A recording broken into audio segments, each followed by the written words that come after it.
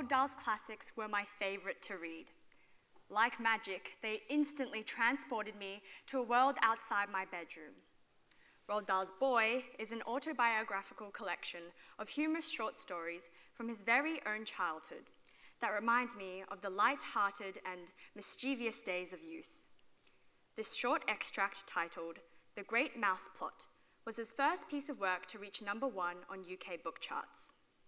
I chose this passage as it perfectly captures the excitement of playing pranks on adults that I think we all still secretly delight in to this day. In this extract I'm going to read, 8-year-old schoolboy Dahl hatches a prank to play on the mean sweet shop owner, Mrs. Pratchett. But it seems to go wrong and the children fear for the worst. I present to you Roald Dahl's The Great Mouse Plot. My 4 friends and I had come across a loose floorboard at the back of the classroom, and when we prized it up with the blade of a pocket knife, we discovered a big hollow space underneath. This, we decided, would be our secret hiding place for sweets and other small treasures, such as conkers and monkey nuts and bird eggs. Every afternoon, when the last lesson was over, the 5 of us would wait until the classroom had emptied. Then we would lift up the floorboard and examine our secret hoard, perhaps adding to it or taking something away. One day, when we lifted it up, we found a dead mouse lying among our treasures. It was an exciting discovery. Thwaites took it out by his tail and waved it in front of our faces. "What shall we do with it?" he cried. "It stinks," someone shouted. "Throw it out the window, quick!" "Hold on a tick," I said. "Don't throw it away." Thwaites hesitated. They all looked at me. When writing about oneself, one must strive to be truthful. Truth is much more important than modesty. I must tell you, therefore, that it was I, and I alone, who had the idea for the great and daring mouse plot. We all have our moments of brilliance and glory, and this was mine. "Why don't we," I said, "slip it into one of Mrs. Pratchett's jars of sweets? Then, when she puts her dirty hand in to grab a handful, she'll grab the stinky, dead mouse instead." The other 4 stared at me in wonder. Then, as the sheer genius of the plot began to sink in, they all started grinning. They slapped me on the back. They cheered me and danced around the classroom. "We'll do it today," they cried. "We'll do it on the way home. You had the idea, so you can be the one to put the mouse in the jar." Thwaites handed me the mouse. I put it into my trouser pocket. Then the 5 of us left the school, crossed the village green, and headed for the sweet shop. We were tremendously jazzed up. We felt like a gang of desperados setting out to rob a train or blow up the sheriff's office.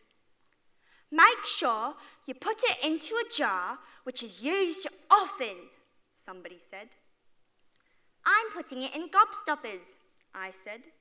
"The gobstopper jar is never behind the counter." "I've got a penny," Thwaites said. "So I'll ask for 1 sherbet sucker and 1 bootlace. And while she turns away to get them, you slip the mouse in quickly with the gobstoppers." Thus, everything was arranged. We were strutting a little as we entered the shop. We were the victors now, and Mrs. Pratchett was the victim. She stood behind the counter, and her small, malignant pig eyes watched us suspiciously as we came forward. "1 sherbet sucker, please," Thwaites said to her, holding out his penny. I kept to the rear of the group, and when I saw Mrs. Pratchett turn her head away for a couple of seconds to fish a sherbet sucker out of the box, I lifted the heavy glass lid of the gobstopper jar and dropped the mouse in. Then I replaced the lid as silently as possible. My heart was thumping like mad, and my hands had gone all sweaty. "And one bootlace, please," I heard Thwaites saying. When I turned round, I saw Mrs. Pratchett holding out the bootlace in her filthy fingers.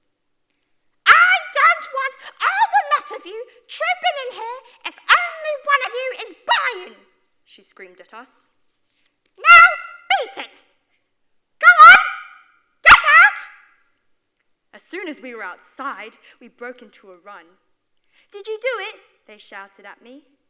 "Of course I did," I said. "Well done you," they cried. "What a super show." I felt like a hero. I was a hero. It was marvelous to be so popular. The flush of triumph over the dead mouse was carried forward to the next morning as we all met again on the walk to school. "Let's go in and see if it's still in the jar," somebody said as we approached the sweet shop. "Don't," Thwaites said firmly. "It's too dangerous. Walk past as though nothing has happened." As we came level with the shop, we saw a cardboard notice hanging on the door. Closed. We stopped and stared. We had never known the sweet shop to be closed at this time in the morning, not even on Sundays. "What's happened?" we asked each other. "What's going on?" We pressed our faces against the window and looked inside. Mrs. Pratchett was nowhere to be seen. "Look," I cried. "The gobstopper jar's gone. It's not on the shelf. There's a gap where it used to be." "It's on the floor," someone said. "It's smashed to bits and there's gobstoppers everywhere." "There's the mouse," someone else shouted.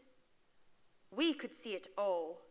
The huge glass jar smashed to smithereens with the dead mouse lying in the wreckage and hundreds of many-coloured gobstoppers littering the floor. "She got such a shock when she grabbed hold of the mouse that she dropped everything," somebody was saying. "But why didn't she sweep it all up and open the shop?" I asked. Nobody answered me. We turned away and walked towards the school. All of a sudden, we had begun to feel slightly uncomfortable. There was something not quite right about the shop being closed. Even Thwaites was unable to offer a reasonable explanation. We became silent. There was a faint scent of danger in the air now. Each one of us had caught a whiff of it. Alarm bells were beginning to ring faintly in our ears. After a while, Thwaites broke the silence. "She must have got one heck of a shock," he said. He paused. We all looked at him, wondering what wisdom the great medical authority was going to come out with next. "After all," he went on, "to catch hold of a dead mouse when you're expecting to catch hold of a gobstopper must be a pretty frightening experience.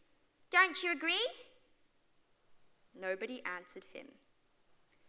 "Well now," Thwaites went on, "when an old person like Mrs. Pratchett suddenly gets a very big shock, I suppose you all know what happens next." "What?" we said. "What happens?" "You ask my father," Thwaites said. "He'll tell you." "You tell us," we said. "It gives her a heart attack," Thwaites announced. "Her heart stops beating and she's dead in 5 seconds. For a moment or two, my own heart stopped beating. Thwaites pointed a finger at me and said darkly, "I'm afraid you've killed her."